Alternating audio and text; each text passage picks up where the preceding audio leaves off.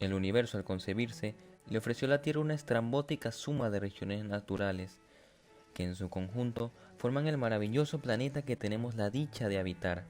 Sin embargo, ninguna región ha sido tan afortunada como Quintana Roo, una pequeña extensión de tierra al sur de México y aledaña al Mar Caribe que no se ha cansado de enamorar a propios y extraños con su belleza, su cultura y su diversidad. De ser cuna de una de las civilizaciones más importantes de la humanidad, hasta poseer un sinfín de paisajes y ecosistemas paradisíacos, Quintana Roo ha engendrado gestas importantísimas como el surgimiento del mestizaje, su paso de territorio-estado de la República y el impresionante auge turístico que lo ha colocado en la cima de este rubro en nuestro país. Las costas de Quintana Roo fueron partícipes del encuentro entre mayas con otros habitantes de islas caribeñas, la llegada de los primeros conquistadores españoles, de los piratas y de rimbombantes personalidades que arribaron junto a nuevas especies animales y vegetales. El cúmulo de todos estos factores hizo que el Estado ingresara en un proceso de intercambio cultural que ha sido extendido hasta la actualidad y que con seguridad seguirá así por mucho tiempo. Quintana Roo es una de las 32 entidades federativas que componen la República Mexicana. Está conformado por 11 municipios que son Cozumel, Felipe Carrillo Puerto, Isla Mujeres, Otón Pompeyo Blanco, Benito Juárez, José María Morelos, Lázaro Cárdenas, Solidaridad, Tulum, Bacalar y Puerto Morelos. Nuestra entidad, junto a los estados de Yucatán y Campeche, forman la península de Yucatán. La península se piensa fue formada hace unos 2 millones de años. El principal material del que está realizado el suelo es la roca caliza. Esta tipología de roca data del periodo Cretácico y es considerada como una plataforma plana, por lo mismo no divisamos montañas ni grandes relieves en el territorio. Acudiendo específicamente a Quintana Roo, este estado está conformado por rocas con una antigüedad de entre 35 y 2 millones de años. En tanto al clima del estado, este posee un clima tropical con lluvias en verano y con lluvias de monzón. Las lluvias son parte constante, mismas que, con el pasar de los años, se han tornado más irregulares, provocando largos periodos de sequía. Quintana Roo se encuentra en la zona intertropical de convergencia, lo que provoca que en el estado transiten vientos del noreste y sureste, que a su vez pueden derivar en fenómenos naturales más graves como lo son los huracanes, que son mencionados en el Popol Vuh, libro sagrado maya, como corazón del cielo, y se relaciona con el dios de la tormenta. Los huracanes cuentan con una temporada entre el 15 de mayo y el 30 de noviembre, fechas donde, a lo largo de los años, la entidad ha sufrido de devastadoras y dolorosas consecuencias, pero de las cuales ha sabido y podido recuperarse. Si hay algo en lo que destaca nuestra entidad, es en los cuerpos de agua que hay en su interior, llamando la atención la laguna de Bacalar, también conocida como Laguna de los 7 colores, debido a las diferentes 7 tonalidades que en ella se pueden distinguir. Esto se debe a que está formada por 7 cenotes que en un punto de la historia se desbordaron y construyeron esta magnífica laguna, que con sus 42 kilómetros de largo y 2 kilómetros máximos de anchura, dejan estupefacto a cualquier espectador que tenga la dicha de observar con sus propios ojos esta maravilla natural. El estado también cuenta con uno de los ríos más grandes de la República y que a su vez funge como delimitación con Belice. Este es el río Hondo, que posee una extensión de 209 kilómetros. Es el más caudaloso de la península y desemboca en la bahía de Chetumal y en el Mar Caribe. En cuanto a la flora y fauna, Quintana Roo es un estado dominante. En él habitan 1500 especies de plantas vasculares, como lo pueden ser el achiote, el anacahuite, la chaya, el carrizo, el cocoite, el maíz, el mangle blanco, negro y rojo, la orquídea, el palo de tinte, pastos marinos, uña de gato, entre otras. Y esto no es todo, pues la entidad es también hábitat de más de 100 especies de mamíferos como el venado rojo o temesate, el tapir y tepezcuintle, aves como el faisán y la garza blanca, y reptiles como la nauyaca y la boa. No todo es color de rosas, pues algunas imponentes especies se encuentran hoy en peligro de extinción debido a la inconsciencia y la tendencia del hombre a atacar al más débil, con actividades como la caza clandestina, la deforestación y la venta ilegal. Todas estas especies se reparten en ecosistemas como la sabana, que se localiza en zonas pantanosas planas, el manglar, que se localiza en la ribera del río Hondo y a orillas de lagunas como la de Bacalar, Guerrero, Milagros y otras, el petén, que se localiza únicamente en la biosfera de Chiancani en Yucatán, la selva, que puede dividirse en perennifolia cuando las plantas siempre poseen hojas, subperennifolias cuando el 75% de sus especies son perennifolias, y caducifolias, que es cuando las plantas pierden sus hojas en temporadas de sequía. El litoral o costa, que es un ecosistema intermedio entre la tierra y el mar. El arrecife, que se extiende en el mar Caribe a lo largo de todo el litoral y que abarca parte de países como Belice y Honduras. Y en general un gran ecosistema marino conformado por un sinfín de islas, puntas, bahías, cabos, bancos, cayos y canales que en su totalidad forman las bellezas y odas de la naturaleza que nos provee nuestro estado para el disfrute de todos. Pero esta región no es para nada nueva. De hecho, en la antigüedad fue albergue de una impresionante civilización, la civilización maya, misma que tuvo varios periodos. El periodo preclásico abarca de los años 2000-1500 a.C. a 300 después de Cristo. Los primeros habitantes de este periodo eran cazadores, pescadores y agricultores. En el aspecto religioso fabricaron figuras femeninas de barro que asociaban a la fertilidad de la mujer con la de la tierra.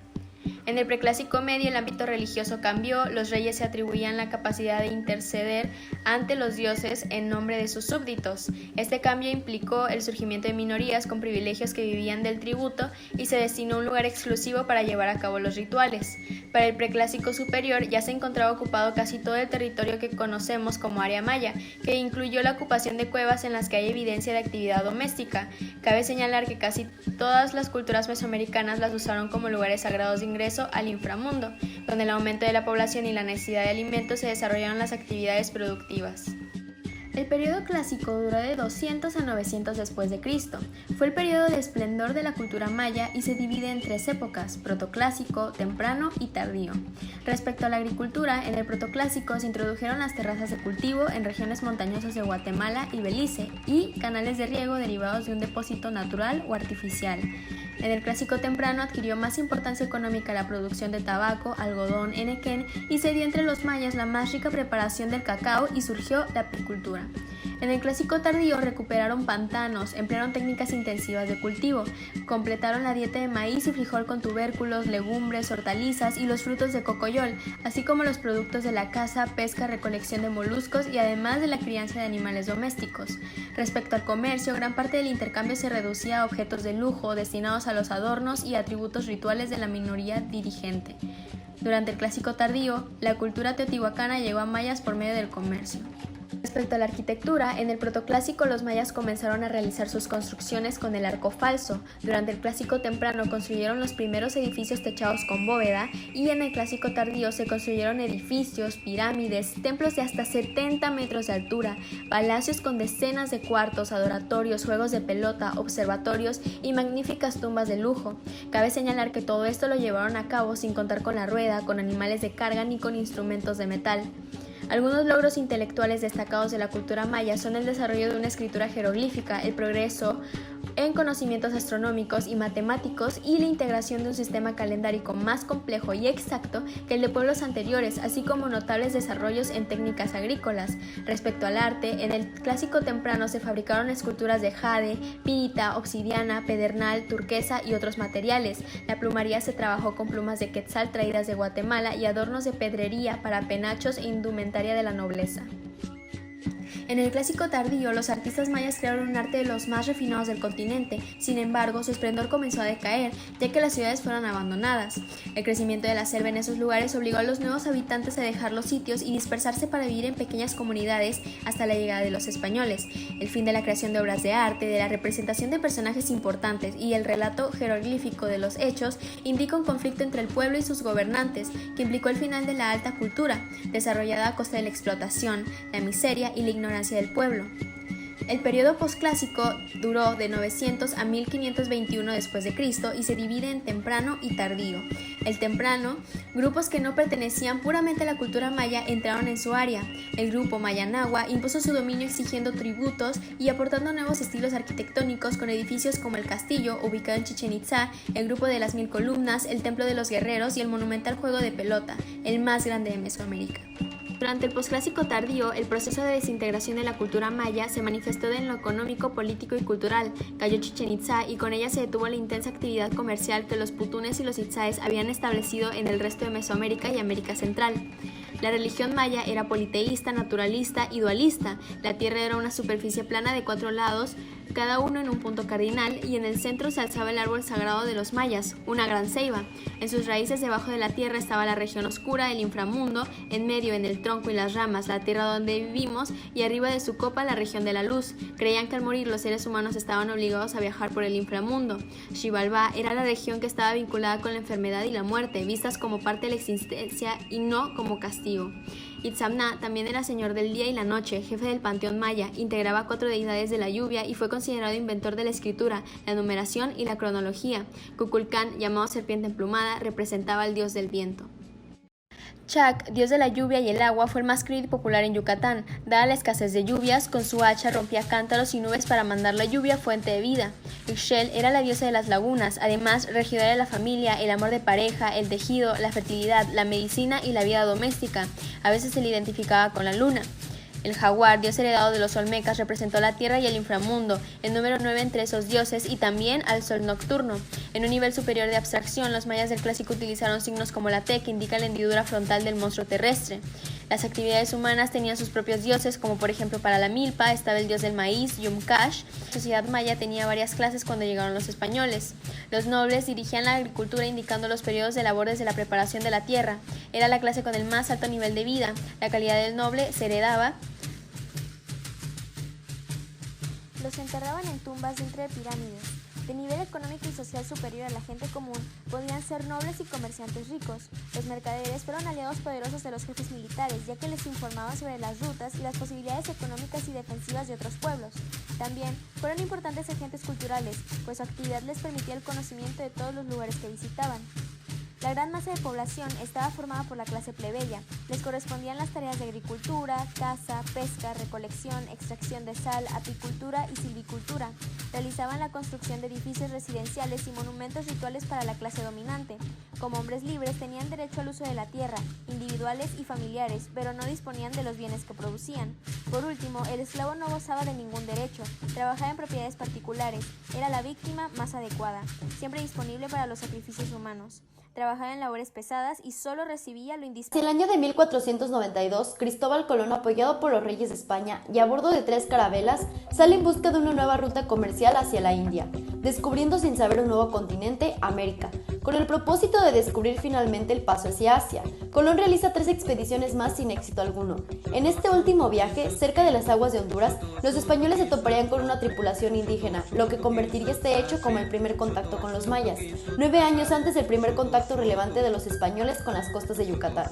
Para el año de 1499, después de varios viajes de Colón, la corona española decide darle la oportunidad a otros navegantes para hacer sus propias expediciones, pero sin el financiamiento de los reyes. El Papa decretó que todas las tierras descubiertas serían prioridad de los reyes de España. Estas expediciones fueron conocidas como viajes menores o andaluces, y fueron llevadas a cabo hasta 1519, dando como resultado el conocimiento cada vez mayor de los territorios de América. En este proceso, varios españoles llegaron a América, organizando expediciones para las costas del nuevo territorio. En 1511, Juan de Valdivia, comisionado por Núñez de Balboa para ir a la Española, actual Santo Domingo, se vio inmerso por un huracán que llevó a él y a su tripulación a estrellarse frente a la isla de Jamaica. Los pocos sobrevivientes se mantuvieron en naufragio en una barcaza hasta llegar a las costas de Yucatán, donde los mayas se mostraron agresivos. Únicamente sobrevivieron Jerónimo de Aguilar y Gonzalo Guerrero. Ambos permanecieron durante años en la cultura maya, hasta que uno de ellos es rescatado pasando a ser intérprete del colonizador Hernán Cortés. Se trata de Jerónimo de Aguilar. Por su parte, Gonzalo Guerrero decide quedarse y serle fiel a la cultura maya, donde contrae matrimonio y se convierte en el padre del mestizaje. Posteriormente fueron organizadas 2 expediciones más hacia Yucatán, a cargo de Francisco Hernández de Córdoba, Juan de Grijalva y Hernán Cortés, donde se fueron familiarizando con el territorio, aprendiendo de los nativos y obteniendo aliados como la Malinche. En la década de 1520, Yucatán comienza a ser conquistada básicamente por 2 familias, los Montejo y los Pacheco.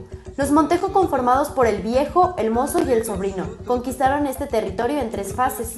La primera fase de 1527 a 1529 incluye la fundación del primer asentamiento español, Salamanca de Xel-Há. En la segunda fase de 1529 a 1531 se fundaron las ciudades de Salamanca y Campeche. En esta misma etapa se enfrentan por primera vez los españoles contra los mayas, donde el intento de conquista fue un fracaso.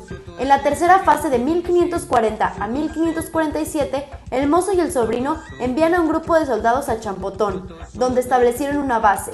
2 años después fundaron Mérida y tomaron el control de Mosul, Sinzantún y Ocabá. Por su parte, los pachecos, caracterizados por su crueldad, se encargaron de la conquista de Chetumal y Bacalar, logrando dicho objetivo.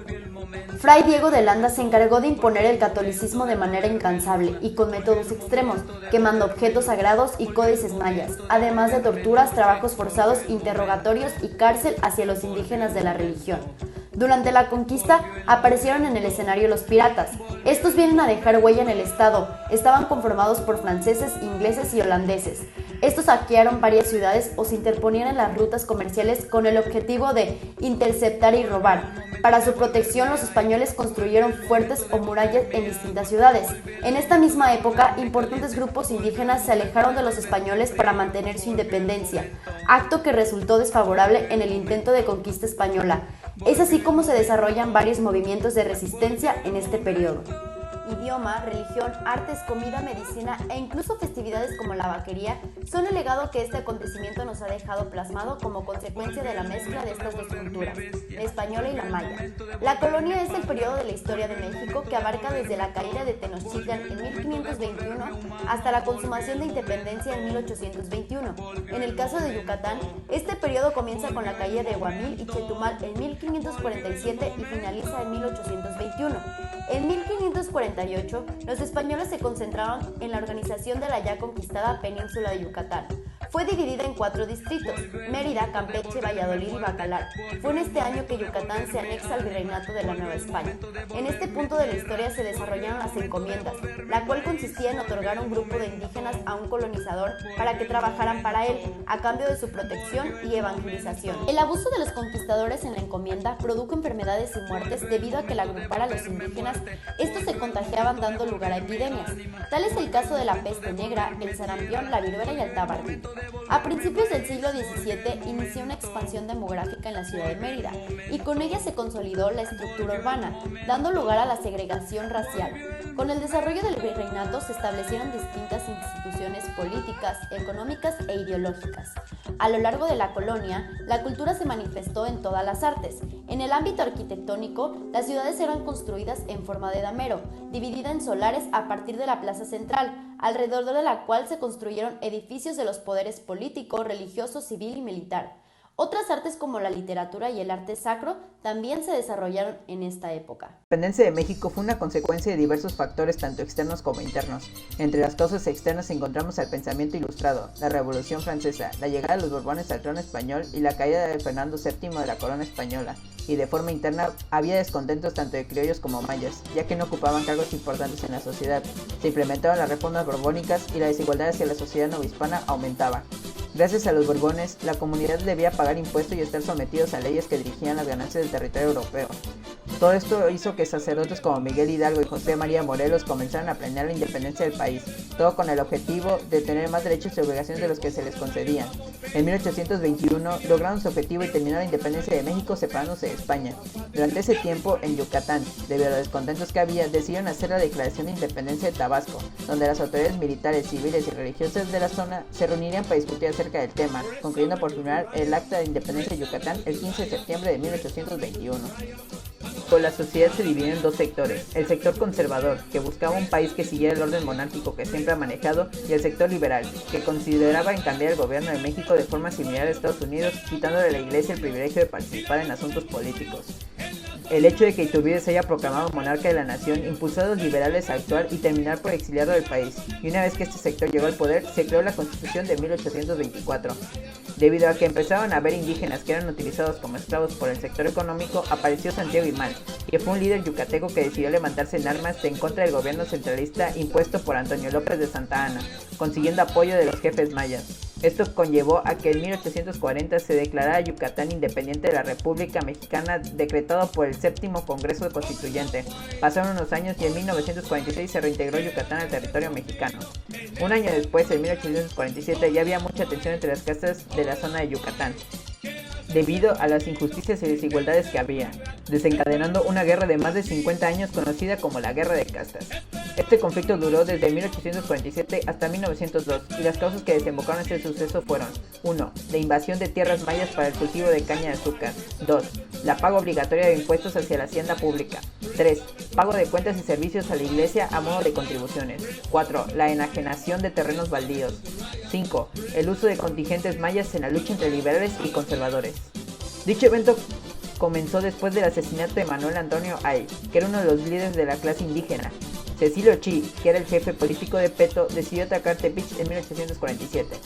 En el año de 1848, Miguel Barbachano y Jacinto Pat decidieron firmar los tratados de Tzucacap, los cuales buscaban poner fin a la guerra, pero diferentes líderes indígenas estaban en desacuerdo y continuaron atacando hasta llegar a la ciudad de Mérida y Campeche, que es cuando decidieron frenar su ataque. Lamentablemente, en 1849, los líderes más representativos de los indígenas murieron asesinados y como estos habían dejado de atacar, el gobierno yucateco decidió integrarse al país con tal de obtener ayuda y así poder retomar las ciudades invadidas por mayas en 1850. El clímax de la guerra fue entre 1857 y 1867, cuando había una división entre los mayas pacíficos, aquellos que aceptaban el Tratado de Paz, y los mayas bravos, que eran los que seguían luchando. Una vez que Porfirio Díaz llegó al poder, mandó a realizar una última incursión de 1898 a 1901 en el territorio rebelde bajo el mando de Ignacio A. Bravo. Durante ese tiempo se estableció el límite entre nuestra nación y Belice, y el 3 de mayo de 1901 fue cuando Chan Santa Cruz cayó en manos del ejército mexicano, concluyendo de forma oficial la Guerra de Castas.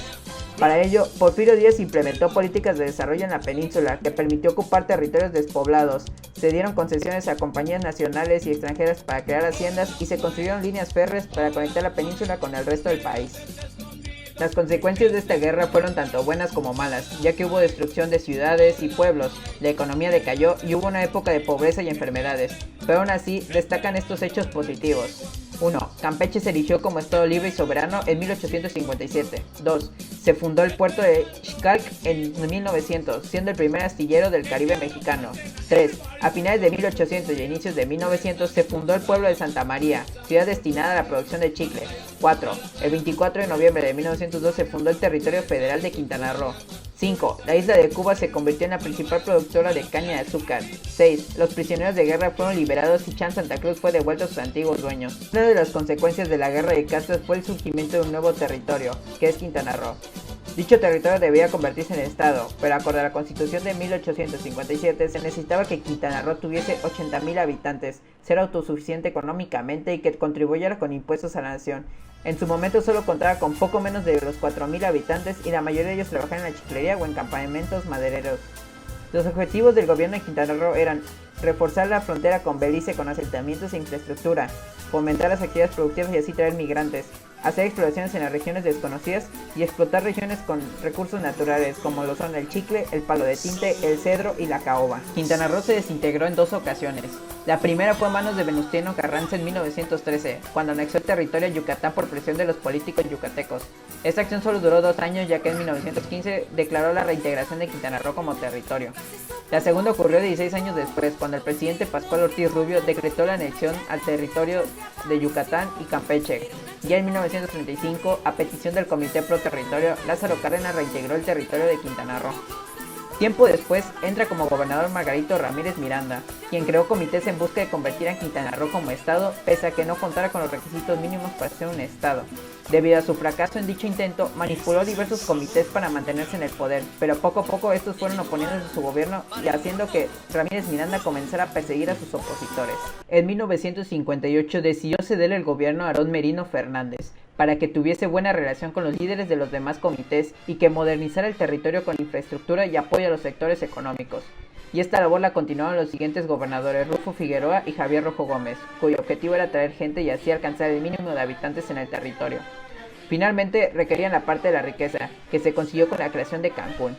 Gustavo Díaz Ordaz, presidente del país desde 1964 a 1970, decidió impulsar el turismo tanto en Los Cabos, Baja California Sur, como en Cancún, Quintana Roo. De esta manera, ambos estados consiguieron alcanzar sus habitantes mínimos y, en el año de 1974, se convirtieron en estados federativos. Desde 1970 se plantearon 3 proyectos como base económica de su desarrollo, como la nueva entidad republicana, la industria cañera, la ganadera y el turismo. Solo la industria cañera y el proyecto turístico tuvieron éxito. En 1970 se planteó el proyecto de construcción de la ciudad turística de Cancún, realizado en 1974.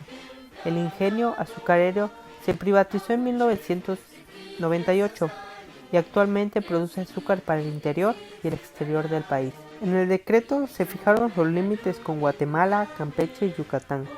La Constitución Política del Estado Libre y Soberano de Quintana Roo fue promulgada en el periodo oficial del Estado Libre y Soberano de Quintana Roo el 12 de enero de 1975, con un total de 174 artículos y 13 artículos transitorios, y con la división del territorio en 7 municipios. A partir de aquí surgieron los gobiernos constitucionales y ya no gobiernos territoriales de perfil militar, que estuvieron durante el Porfiriato. El primer gobierno constitucional fue Jesús Martínez Ros, de 1975 a 1988. Originario de Chetumal, enfocó sus principales acciones de gobierno en la inversión en los sectores agropecuarios, forestales, azucareros, turísticos y en la creación de infraestructura. Avanzó en la construcción de diversas vías de comunicación vinculadas con el sector turístico. Asimismo, durante su gobierno se construyó el primer centro de educación superior y el Instituto Tecnológico de Chetumal, así como decenas de escuelas primarias y secundarias.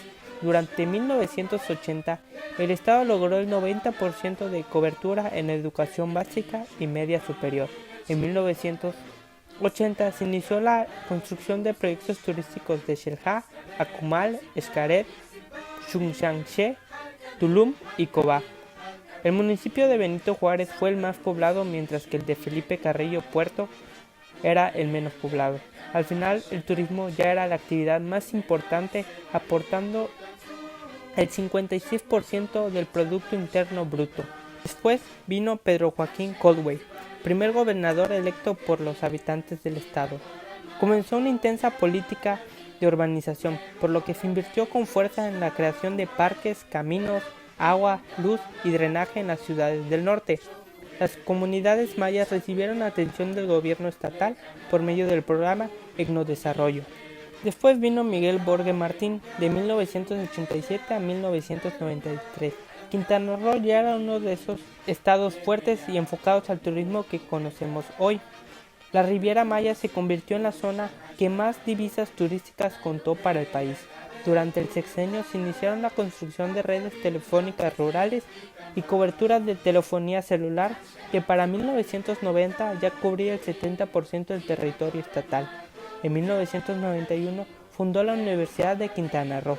De ahí vino Mario Villanueva Madrid, de 1993 a 1999. La inversión del turismo en el sur se incrementó notablemente con la creación del muelle de cruceros de Costa Maya y del programa ecoarqueoturístico.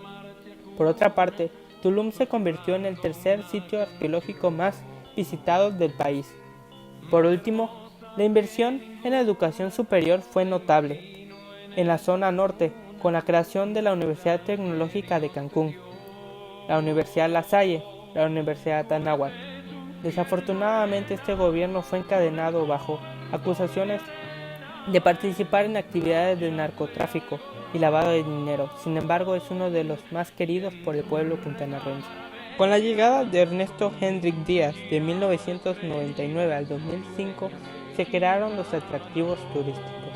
desde entonces han habido gobernadores como Félix González Canto, Roberto Borge Angulo y Carlos Joaquín González.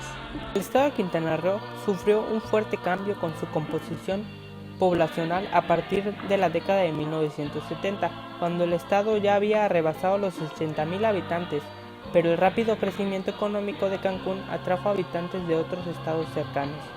En el año del 2010, el estado no tuvo emigrantes.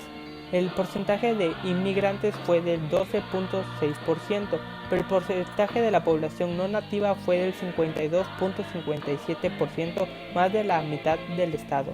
Actualmente la tasa de analfabetismo aún no cubre el 100%, y aunque llega al 97% de cada 100 personas de 15 años y más, solo el 54.4% tiene la educación básica terminada y el 22.8% finaliza la educación media superior y el 16% concluyó la educación superior y el 4.9% no tiene ninguna escolaridad. En cuanto a vivienda, en Quintana Roo existe un total de 362.762 viviendas particulares habitadas.